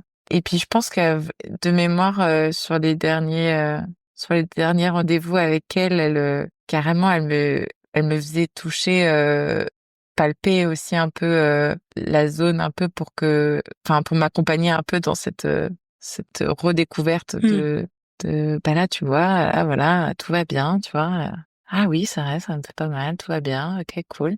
C'était trop bien de rentrer à la maison, d'avoir ses repères, de pas être, de pouvoir avoir mon pyjama, mes affaires, puis parfois aussi de pouvoir me balader à poil si j'avais besoin d'être à poil, et sans que c'était tout notre intime, quoi. On était que tous les trois, et c'était trop bien. Et puis la sage-femme venait quasiment tous les jours, et c'était trop bien aussi. Je pense que c'était un luxe incroyable de pouvoir avoir les deux, de pouvoir avoir nos moments d'intimité à nous. Et à la fois, quand elle venait, parfois je pleurais de bonheur quand je la voyais arriver. J'étais trop heureuse. Non, je trouvais ça trop bien, moi, le retour à la maison, et d'avoir sa sage-femme qui vient me voir. Enfin, je la vois là s'asseoir au pied de mon lit. Enfin, je sais pas, ça me paraît tout bête, mais moi, c'est une image hyper forte, quoi. J'avais envie de la prendre avec moi en doudou et et de l'avoir avec nous, quoi. Elle était là, dans notre chambre, avec notre bébé, son mobile. Moi, j'étais là avec mes seins, avec ma montée de lait gigantesque, là. Elle était là, pied de notre lit, avec nos tasses, des biscuits. Enfin, je sais pas. C'était vraiment des chouettes moments. Si j'avais pas eu ma mastite horrible et mon infection, ça aurait été encore mieux, mais... Ouais. Tu veux en parler? C'était tout de suite après la naissance? C'était dans les premiers jours, là? Ouais, dans les premiers jours. En fait, j'avais déjà pas mal de lait. Donc, quand j'ai eu la montée de lait, je me suis retrouvée en surlactation, c'était horrible. Et Solal positionnait mal sa mâchoire, donc Ouais. j'avais des crevasses de fou. Et en fait, entre l'engorgement, l'inflammation et tout ça, et les crevasses, je crois que j'ai eu une infection sur le dos de ça. Et j'avais 40 de fièvre pendant 4 jours. On est passé sous les antibiotiques et tout. C'était un peu sport les premiers jours pour ça, mais on a tenu bon, et voilà, maintenant on a un allaitement qui roule trop bien. Mais cela dit, c'est un peu un sujet assez intéressant, l'allaitement, je trouve, parce que, et même pendant l'accouchement, c'est assez difficile théoriquement, je trouve, dessiner exactement, enfin de tracer une ligne qui distingue souffrance et douleur, savoir où est vraiment le juste milieu, le choix, quand est-ce que ça devient de l'acharnement ou pas. Et je pense que c'est là où, pour reprendre aussi un peu toute la thématique sur les agressions sexuelles, le consentement, le choix, l'écoute de soi, etc., c'est tout aussi fort, quoi. Je pense que toutes les femmes, malheureusement, que ce soit en maison de naissance ou pas, ne le vivent pas comme ça, malheureusement. Mais moi, cette grossesse, accouchement et aussi du coup d'une certaine façon même jusqu'à l'allaitement, ça a été la mise en pratique, c'était la découverte de ce choix en fait, de cette écoute continue et ce choix, cette espèce d'introspection en permanence, de dire attends, mais c'est pas parce que t'as dit oui que tu dois dire oui tout le temps en fait. C'est pas parce que t'as dit que t'allaiterais que là, t'es en galère, tu peux aussi arrêter l'allaitement en fait. Et même pendant l'accouchement, très sincèrement, à un moment, je me suis posé la question, est-ce que on part pas entre le Pizza Hut et moi qui voulais manger des burgers devant la télé? Franchement, je me suis posé la question, est-ce qu'il y a pas péridurale? Donc même l'allaitement, je trouve, c'est un sujet aussi important, de quoi on a envie vraiment et est-ce que enfin, il faut absolument que les femmes, elles puissent être disposées à faire son propre choix, quoi. Ouais. Quitte à changer même d'avis et avoir cette liberté-là.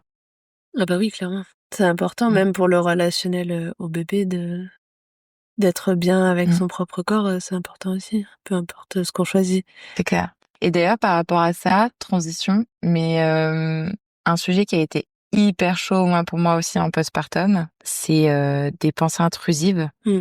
Et pour le coup, moi, je pensais que, en fait, vis-à-vis de moi, je pense que la grossesse et l'accouchement et enfin et tout le travail en parallèle, etc., m'a permis de clore pas mal de sujets d'un point de vue trauma sur les agressions sexuelles. Mais l'arrivée du bébé a été un déclencheur, un trigger sur d'autres traumas transgénérationnels, incestuels, voire incestueux. Et c'était horrible. Moi, j'avais l'impression d'être libérée de plein de trucs, de sortir, lavée un peu, Oui. lue par une eau bénite, quoi, de plein de trucs, chiants que je trimballais depuis, des années. Et là, paf! Pensée intrusive, Ouais. incestueuse envers mon fils. Ah! C'était horrible et ça me tuait, quoi. Je passais en plus enfin, psychologiquement, c'était hyper violent pour moi de me sentir guérie en tant que victime Ouais. et d'avoir des pensées où je suis agresseur, quoi, Ouais, enfin ouais. agresseuse. C'était atroce. Ouais, c'est Mmh. ça, tu ouvres un nouveau chapitre de ta vie, du coup, il y a des choses qui évoluent aussi dans le rapport au passé, Ouais. quoi. Et est-ce que tu pourrais définir avec tes mots ce que c'est une pensée intrusive? Une pensée intrusive, c'est clairement une espèce de petite pensée, bizarre qui arrive, dans sa tête et qui joue plein de scénarios un peu farfelus, avec soi-même ou avec son bébé ou avec les 2. Ça peut être, si, là j'ouvre la fenêtre et que je le laisse dehors, il peut le balancer, en fait, je peux le faire, ou, là, je pourrais, je sais pas, lui mettre, un truc dans les fesses ou bien, là, je pourrais le balancer dans les escaliers, enfin bref, c'est des trucs un peu là, c'est un peu des trucs un peu hardcore que je Oui, mais sors, c'est mais ça, je hein, les crois que pensées c'est un peu intrusives. souvent Oui, le cas justement. et c'est assez, c'est pas si malsain. Ah non, c'est pas C'est malsain. normal de penser à ça. Le souci, c'est que en fait, c'est tellement, ça peut paraître tellement abominable quand ça nous tombe dessus Ah, il y a une que on culpabilité. peut avoir des mécanismes, Mmh. voilà, il y a de la culpabilité, il y a même des mécanismes un peu De d'évitement, rejet, ouais. exactement, du rejet et tout. Moi, ce qui m'a aidée, c'est qu'à un moment, on a, parlé avec, l'association Maman Blues Mmh. qui parlait, avec la maison de naissance dans laquelle je suis assez investie depuis la grossesse et avec, l'asso de la maison de naissance et Maman Blues, on discutait et puis on parlait de dépression postpartum. On a parlé de plein d'autres choses aussi et pas que, de cette dépression un peu connue maintenant, mais parce qu'il y a d'autres mots aussi, Mmh. autour de la maternité, dont ces pensées intrusives et elles ont commencé à parler de mécanismes d'évitement et cetera et je me suis tellement vue et en fait, c'était pour la première fois de ma vie que j'entendais, quelqu'un, dire que c'était, normal, que ça arrivait, que, Ouais. et j'avais vraiment mais l'impression qu'on me retirait un poids Ah gigantesque de bah mes oui. épaules. Et je suis rentrée, j'en ai parlé à mon mec, j'ai dit: «Mais tu vois, j'ai imaginé un jour que je faisais ça à Solal, c'était horrible, je me sens trop mal depuis, et tout», et il me dit: «Oh, c'est dingue, moi aussi j'ai eu cette même pensée», et ça nous a grave aidé de discuter, de se rendre compte que c'est une pensée intrusive, que, dans tous les cas, on passerait jamais à l'acte et Ouais, c'est ce que cetera et j'allais que dire, ouais. Il faut pas oublier qu'il y a pas de passage à l'acte sur les pensées intrusives, c'est oppressant et ça empêche de vivre, mais le bébé n'est pas en danger, en tout cas. C'est ça. Et donc moi, ça pour le coup, je me suis dit, c'est peut-être aussi, j'ai essayé de le voir de l'autre côté du miroir, quoi. Enfin, d'une certaine façon, un peu comme pendant la grossesse où j'avais le vaginisme, Solal qui était complètement transverse en haut. Et là où je m'étais dit pendant la grossesse, bah en fait, si tu peux exercer une pression négative entre guillemets sur ton corps, ça veut dire que il est aussi réceptif à une pression positive. Et ben là, en fait, j'ai pris les pensées intrusives comme ça en me disant, c'est peut-être une opportunité pour toi de rompre à nouveau un trauma transgénérationnel. Mmh. Peut-être que cette pensée, elle est pas si intrusive pour d'autres personnes, en fait. Et que moi, le fait qu'elle soit intrusive et qu'elle soit dérangeante et que ça me rende malade, c'est peut-être une manière pour moi de marquer noir sur blanc que ce n'est pas normal ce n'est pas quelque chose que je suis censée faire à mon bébé, ce n'est pas quelque chose que mon bébé est censé vivre. J'imaginais, en fait, un peu, parfois j'imaginais un espèce de clone de moi arriver dans ma pensée et tabasser la gueule de la version de moi qui faisait ça, en fait. Et ça a été assez libérateur pour moi de me dire, Oui, tu protégeais ton bébé, quoi. exactement. Et en fait, j'ai vraiment matérialisé ces pensées-là comme une façon que mon cerveau a de me montrer ce qui est bien et ce qui est pas bien, en Mais fait. tu Ce qui sais, est normal et pas normal. moi, ça a rien de médical ce que je vais dire, hein. Mais moi, je l'ai souvent associé quand j'en entends parler, que les gens décrivent, et moi, j'en ai eu aussi des pensées intrusives qui, comme tu disais, peuvent être de tout ordre. Je trouve ça intéressant de faire un parallèle avec le vertige. Quand on s'approche d'une falaise, on s'imagine sauter. Et ça, c'est un truc que beaucoup de gens peuvent ressentir. Je sais pas si c'est tout le monde. Et en fait, c'est ça un peu la pensée intrusive. C'est que on se doute bien qu'on va pas sauter, mais on a envie de sauter. Et souvent, on explique ça, il me semble en tout cas, par le fait que c'est une protection du corps pour éviter de le faire. Ils s'imaginent ça pour pouvoir faire un pas de recul. Et en fait, moi, je trouve ça hyper intéressant parce que je fais beaucoup de parallèles avec les pensées intrusives qui, en fait, sont un moyen de, justement, de protéger le bébé Grave. à t'imaginer que tu lui fais du mal. Donc, forcément, tu vas faire un pas de recul parce que c'est horrible comme image. Et donc, du coup, tu fais forcément un pas de recul pour ne pas faire, justement, cette chose-là, quoi. Et du coup, j'ai tendance à l'associer à ça. Après, encore une fois, ça n'a rien de médical. Et je pense que d'ailleurs, on mettra les statistiques en description parce que je les ai pas en tête. Mais il y a beaucoup de femmes qui connaissent des pensées intrusives en postpartum. C'est assez courant. Et je trouve que le parallèle que tu fais est assez juste. Et d'ailleurs, moi, j'avais lu à ce sujet que ça pouvait même faire écho à justement des traumas passés, Ouais, comme tu disais. des sujets transgénérationnels, des choses comme ça. Donc, Pas refaire la même chose potentiellement, ouais. ouais. Donc ça, le début de Retour à la maison, ça a été c'était un peu de ça, mon challenge. Et d'ailleurs, je me rends compte aujourd'hui que là où moi, je suis beaucoup plus en sécurité et sécurisée et en paix avec plein de trucs sur mes traumas. En revanche, je vois sur Solal aujourd'hui de sa vulnérabilité et tout ça et tout ce qui est tout ce qui est consentement, tout ce qui est vraiment c'est mon corps, personne n'a le droit d'y toucher ou même changer la couche, verbaliser à fond, lui dire bah voilà là euh, mon bébé là je dois te laver les fesses donc je dois avoir ce geste là, on arrête c'était pas bien, enfin ça c'est dur je trouve. C'est plus facile à faire sur soi que pour lui encore. Enfin, ce qui est dur pour moi, c'est de me sentir sécurisée pour lui sur ces sujets-là, en fait. Ouais. J'ai l'impression que en fait, j'ai conscience de l'extrême vulnérabilité. Oui.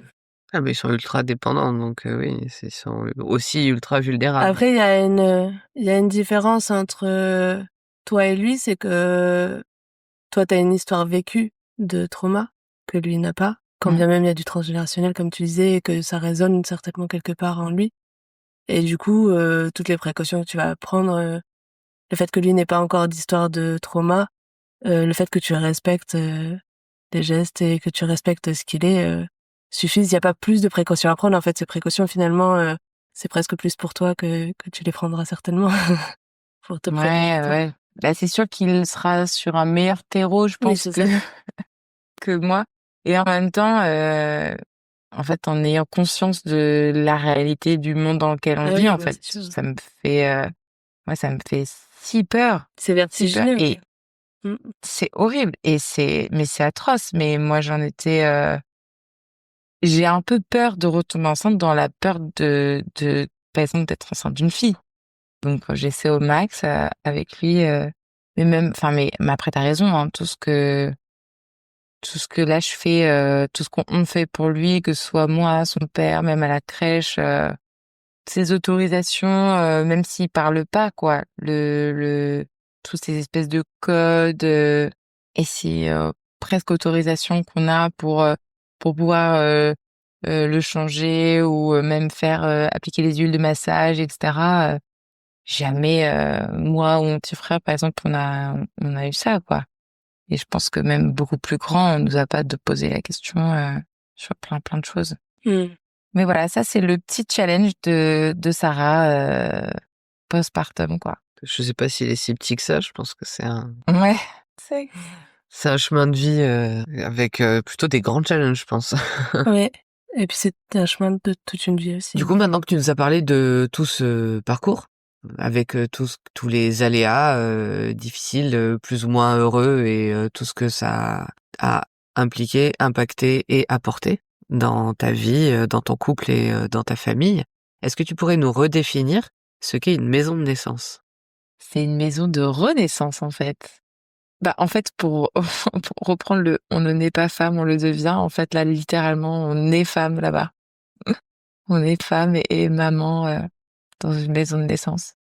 Je pense que je savais pas si bien que ça ce que c'était d'être une femme avant d'être au calme. Ça me laisse sans voix. C'est une très belle définition. Merci. Ouais. En tout cas, on arrive vers la fin de cet épisode, mais avant de conclure, on souhaite aussi prendre un temps pour mettre en lumière des messages qui nous semblent importants à entendre dans le but d'améliorer le vécu des femmes. Et déjà, est-ce que tu aurais un message à faire passer à toutes celles qui ont peur justement du contact physique pour des raisons soit similaires aux tiennes, soit diverses, mais en tout cas, qu'est-ce que tu pourrais leur dire pour les rassurer peut-être, ou leur dire que c'est OK, qu'il y a des lieux dans lesquels elles pourront être respectées? Je pense que il faut vraiment pas, pour vous mesdames, enfin c'est le moment de votre vie et si ça avait pas commencé avant, c'est la bonne opportunité en écoutant ce podcast de dire qu'en fait ce que vous voulez avoir, la manière dont vous voudriez être traité, comment vous voulez être aimé, vous aimer, en fait, ça devrait pas être un rêve ou un truc inatteignable. En fait, c'est vos conditions et en fait, faut l'imposer et faut juste trouver les personnes et le lieu qui marcheront avec ça, en fait. Mais c'est pas des options, vos choix, vos limites, vos droits, c'est pas optionnel, en fait. C'est des prérequis, et des endroits comme des maisons de naissance, comme le calme et comme encore trop peu d'endroits, mais de plus en plus, sont clairement les lieux parfaits pour. Oui. D'ailleurs, je me permets la parenthèse, parce que tu dis, il y a bientôt de plus en plus de lieux. On a notre site là qui a été mis en ligne. Il y a une page qui répertorie toutes les maisons de naissance actives, mais aussi tous les projets. Donc en fait, n'hésitez pas, toutes celles qui nous écoutent, à vous renseigner. Il y en a peut-être des projets qui sont proches de chez vous, peut-être proches d'ouvrir ou pas, mais en tout cas, n'hésitez pas à les soutenir, parce qu'en fait, chaque personne qui va soutenir le projet de maison de naissance locale va pousser et aider à ce que ça puisse se développer, que ça puisse s'ancrer un peu plus dans le paysage français, quoi. Voilà, petite parenthèse, mais c'est important de se renseigner parce qu'en fait, il y en a vraiment pas loin d'une trentaine, entre 25 et 30 aujourd'hui. Donc ça couvre beaucoup de zones du territoire français. Et après ce chouette message pour les femmes, et comme le veut la tradition de notre podcast, je vais te poser la question que je pose à tout le monde depuis plus d'1 an maintenant. Est-ce que tu aurais une astuce à partager à toutes les personnes qui nous écoutent et qui se préparent, ou qui souhaitent en tout cas se préparer à un accouchement physiologique? En plus de l'épuisette. J'allais dire ne pas manger pizza. Ou prévoir l'épisode. Un vrai pizzette, ça t'a donné de l'énergie, hein. Bah, vu comme j'ai pas mangé pendant quelques heures, c'est clair. Mais clairement, être à l'aise avec son caca, une bonne fois pour toutes, accepter qu'une femme animale qui accouche en maison de naissance, c'est aussi une femme qui fait caca et qui pète, tout ça, c'est... C'est un bon conseil qu'on nous a pas donné encore. Et je pense qu'il est bien parce que finalement, comme tu disais, potentiellement ce caca il gênait le bébé pour sortir et du coup vouloir à tout prix qu'il sorte pas, c'est pas forcément le meilleur. Ah non, mais moi je le pense multifacette. Hein. Et physio pour l'accouchement et pour arrêter l'image girly princesse, un truc hyper féministe de allez let's go, on fait un monde de femmes péteuses et chieuses. Non, mais en plus, je pense que c'est quelque chose qui complexe un certain nombre de Bah oui, femmes, c'est pour alors ça. qu'en fait, c'est, comme tu dis, à un moment donné, c'est une nécessité pour ouvrir la voie au bébé. C'est clair, Des fois oui, des fois non. Écoute, c'est pas important. Ce qui est important, c'est que tout se passe bien, quoi. c'est clair. Je me demande même si aller à la selle, ça provoque pas aussi quelques libérations d'hormones parce qu'on sait que ça soulage. Est-ce que ça soulage pas au niveau aussi hormonal, quoi? Peut-être. Ça serait une question à poser à des sages-femmes. Un prochain épisode scatophile. Mais non, mais c'est hyper intéressant parce que du coup, tu vois, finalement, mine de rien, cette expérience te permet de donner une astuce qu'on n'aura pas si facilement dans d'autres épisodes, je pense. C'est pas le premier truc auquel les femmes pensent quand on demande une astuce, tu vois. Surtout l'épisode sur les traumas, quoi. Qui finit sur du caca, quoi. Écoute, on finit sur de l'animal et de l'instinctif et je trouve ça très bien. Yes, bah merci en tout cas pour cette astuce. En effet, moi je pense que ça peut aussi libérer au moins psychologiquement les gens, de se dire c'est ok, c'est rien. Ce qui est important, c'est que tout se passe bien pour maman et pour bébé. En tout cas, merci Sarah d'avoir passé ce moment avec nous. Merci. C'était agréable, c'était touchant, c'était plein de hauts, de bas, de va-et-vient et c'était rigolo. Merci pour tout ce que tu viens de nous offrir en termes de panel d'émotions, c'était pas mal. Et on est très touchés que tu nous aies accordé aussi cette confiance, parce que c'est pas évident de venir parler quand on a vécu des traumatismes ou des violences. Ça a été en tout cas important aussi pour nous d'accueillir des gens qui ont vécu ça, de montrer que les maisons de naissance puissent être un lieu aussi d'accueil et de, tu l'as dit, potentielle réparation ou renaissance selon les cas de figure. Ça n'arrive pas forcément à tous les coups, mais en tout cas, c'est une possibilité à envisager dans le cas où un corps ou un esprit ont été blessés. Je me permets cette parenthèse aussi pas très rigolote, mais qui nous est importante aussi et nous tient à cœur. C'est qu'en 2024, c'est environ 270 000 femmes qui sont victimes de violences. C'est des violences physiques, faut se dire que c'est une femme qui décède tous les 3 jours à peu près sous les coups de son conjoint. C'est des violences sexuelles, physiques, viol ou agression sexuelle. Hein. C'est environ un viol toutes les 7 minutes. On parle de la France. Hein. Et du harcèlement sexuel, des violences verbales et ou psychologiques. Voilà, je sais que c'est pas rigolo, mais c'est des chiffres qu'on met souvent de côté et qui me paraissent importants de les rappeler, et aussi de se dire qu'il existe des numéros pour en parler, pour se faire aider, qu'il faut toujours y penser, que le 3919, c'est la ligne d'écoute d'information et d'orientation, c'est anonyme et gratuit, ça n'apparaît pas sur les factures téléphoniques, ça respecte justement l'intégrité et ça vise vraiment à protéger les personnes. Après, il y a le 114 qui est l'équivalent du 17 aussi.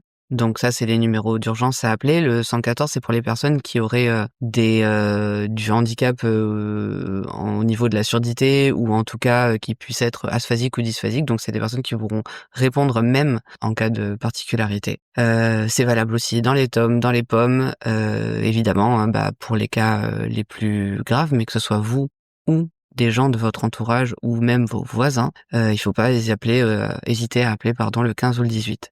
En tout cas, on vous fera le rappel de tout ça en description.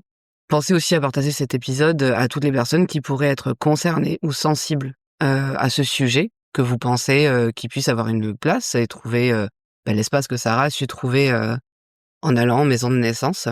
Pour nous, il nous paraît d'être d'utilité publique d'entendre la voix des femmes et le besoin qu'elles ont d'être considérées dans leur entièreté, et particulièrement au moment de mettre au monde une nouvelle petite vie. Donc, merci encore pour tout cet échange, et comme je l'ai dit tout à l'heure, qui était plein d'émotions, mais surtout plein d'espoir pour toutes les femmes et tous les bébés dont les histoires font écho à la tienne. Prends soin de toi. Prends soin de ton bébé, prends soin de tes proches et toutes les personnes qui nous écoutent, prenez soin de vous. Au revoir Sarah. Au revoir Julie. Au revoir Sarah. Au revoir Capucine.